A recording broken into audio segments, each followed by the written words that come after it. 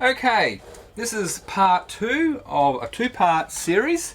The first part is making mozzarella cheese, and just click on the little button to go and have a look at that. The second part of the series is specifically making ricotta. Ricotta means in Italian to cook twice, to recook. And this here is what's left over. It's actually still quite hot at the moment because I just finished making the mozzarella. It's actually heated water with about a tablespoon of Himalayan salt put in it, and the real milkiness there is actually from the whey and certain oils and such coming out of the cheese. Okay, so what we do at this stage, or what I do, might be a better way of saying it, is I tip this into this large pot. Okay, we're getting pretty close to full as a goog there. Okay, just put that aside, move that over to my preferred heating station. Okay, now once we get to this spot, we want to heat it up to about 92 degrees Celsius. Not sure exactly what that is in Fahrenheit. Just Google it and convert it. Okay, so it's already starting to form in a way, but it's not there yet. Eventually, when we heat it up to 92, we'll get this like a layer form on top of creaminess. I always use a thermometer to do that with. This one does Celsius and Fahrenheit, and on and off button. It's pretty easy. Can't get much more confusing than that. So we heat this up now to 92 degrees. There we go. Cheese away. Or cheese away if you want to say it. Okay. So we'll heat this up now. We'll keep an eye on it. Bring it up to 92 degrees Celsius. Once we get to 92 degrees Celsius, we turn the heat off, take it off the heat, and then let it cool down. Then we'll come back after that, and we'll show you the next step after that.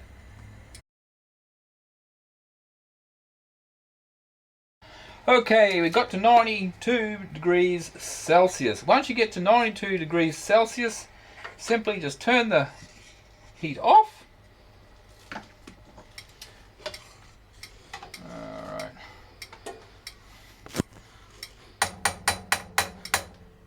That's our spoon to prevent superheating, which can happen occasionally. But okay, the idea is to look for bubbles that start to form around the outside. If you don't, probably a good idea just to break it up and stir a little bit.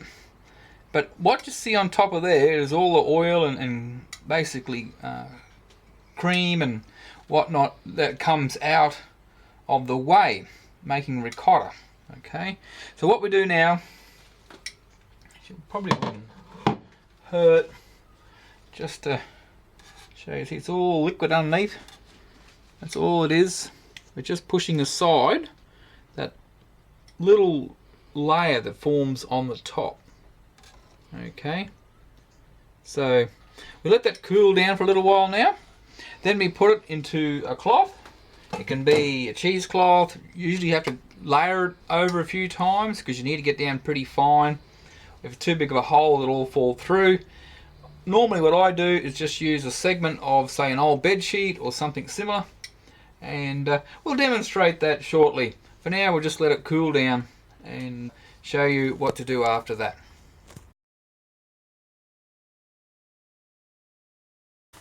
Alrighty, it's been just a few hours later. It's not as cool as I would normally leave it, but it'll do. It'll do just fine. Now, the next process for making ricotta that I use is you get another large pot. Normally, I would scoop all the ricotta off, put it in a colander or something like that, and then tip all the whey back into the milk containers I use so they can be thrown onto the garden.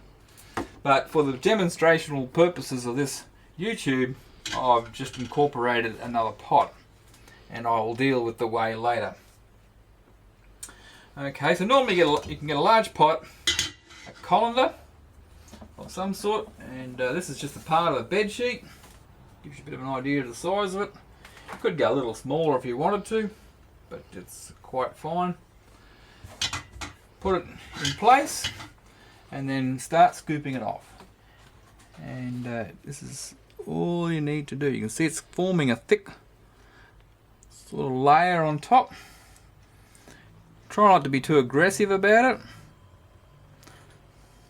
Sometimes I've used a small sieve trying to get it off.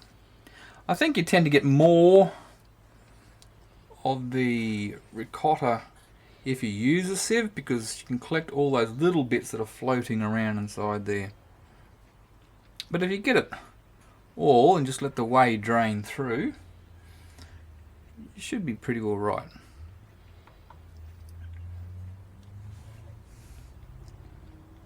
So we'll just take that off.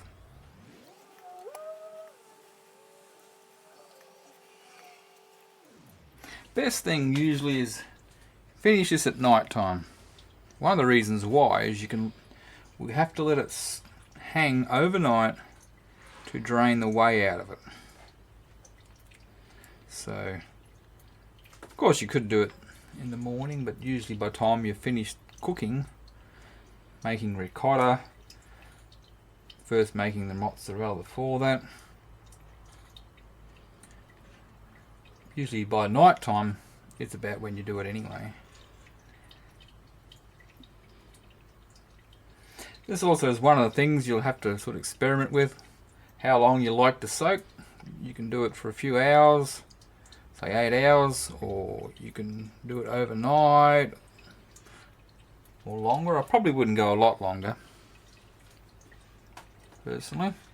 Wouldn't encourage that.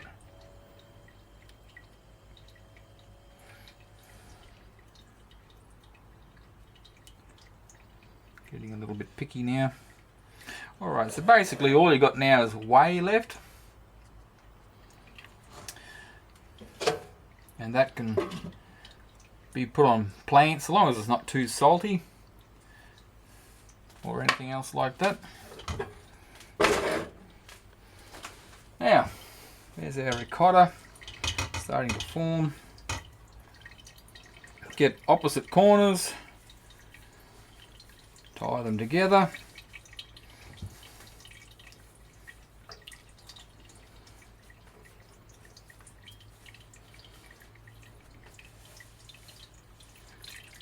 So you're around about like that. Find a spot where you can fit your finger or thumb through. Grab an old wooden spoon.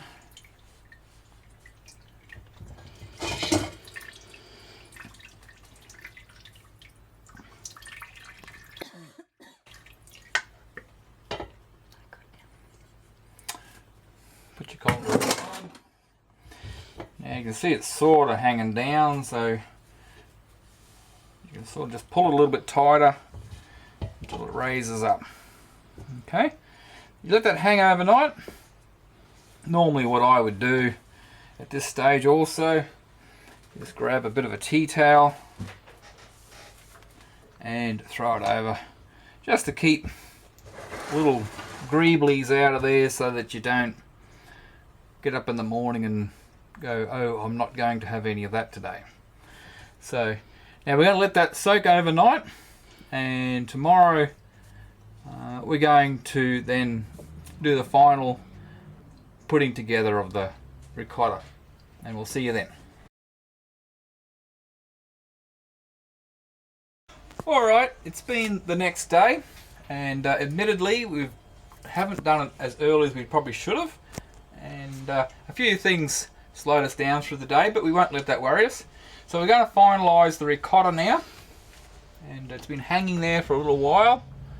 You can see the whey has drained out of it. You can throw that on your garden or in your compost bin, unless it's got a lot of salt in it for some reason or another.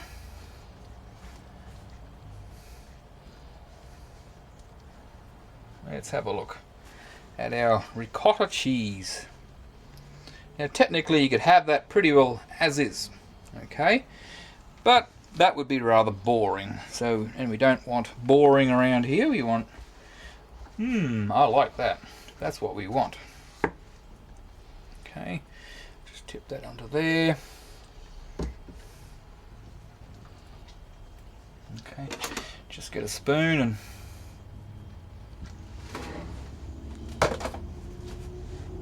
get the rest off, because we don't want to waste it now, do we? Not that there's much here anyway.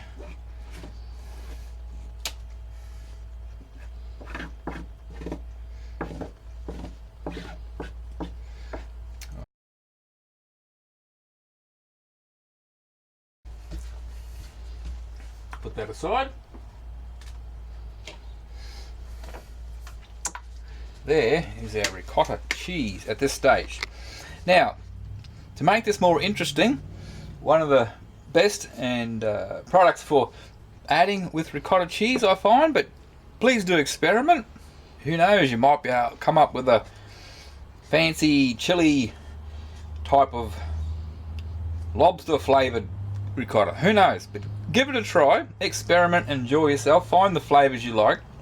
But one popular one that my family quite likes is chopped chives with a little salt. Okay, technically ricotta is cheese, a very soft cheese that's unsalted, but we have it salted.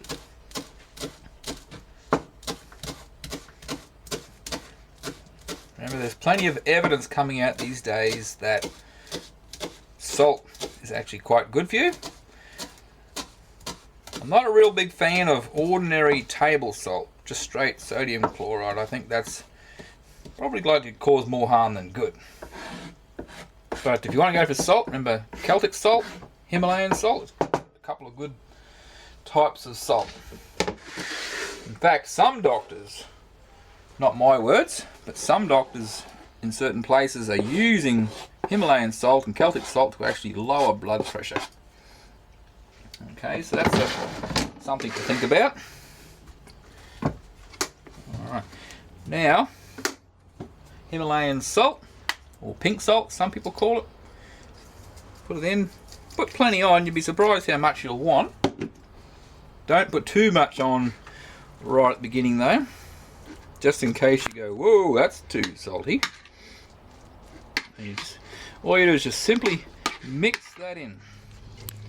Now, admittedly, if you just wait a few hours, the flavour of the chopped chives will work their way into the ricotta and make it much more flavoursome. The salt is usually a bit better. The salt does seem to get stronger as you leave it for a while too, so just be careful in case you add too much salt and the next day you go, ugh, can't handle that. So it's something you're going to have to experiment with. Main thing is don't be frightened of trying. Okay. I'll just do a quick. Yeah, that's about right. Probably wouldn't add any more to that.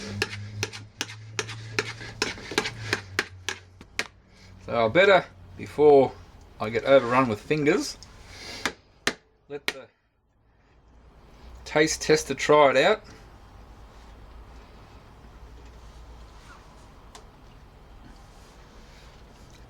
Does it pass? Fraction more salt. Oh, there we go.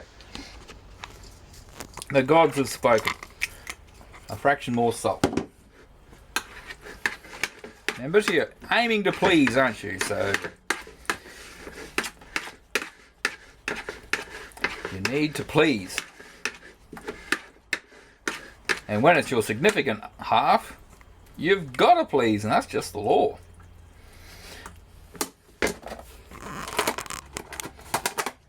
Okay. Then once you're finished, just have a suitable container. These are cheap plastic containers. You can buy at Woolies or Coles or any other Wes Farmer owned company.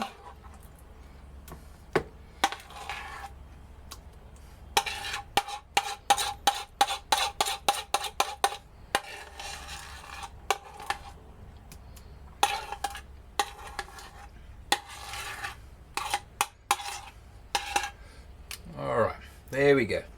Ready to go. If you wanted to make that a bit more ketogenic, serve that up with a piece of lettuce or something similar. Maybe serve it up with a bit of rocket, whatever you like. Put it on your steak. Or, yeah, put it with a bit of steak, would be just fine. Or eat it straight from the container out of the fridge while no one's looking. Or, if you're not ketogenic, you could Jats biscuits. use Jats. Anyway, I hope that you've enjoyed this video. I hope it's kept it simple, because a lot of the processes are, and you need to give it a go. And remember, it's the waste product of making mozzarella cheese. So you make about half a kilo mozzarella cheese out of 6 litres of milk, and that was raw cow's milk. And so you make the cheese, and the leftover is a couple of days worth of ricotta if it's going to last that long. And thank you very much for listening.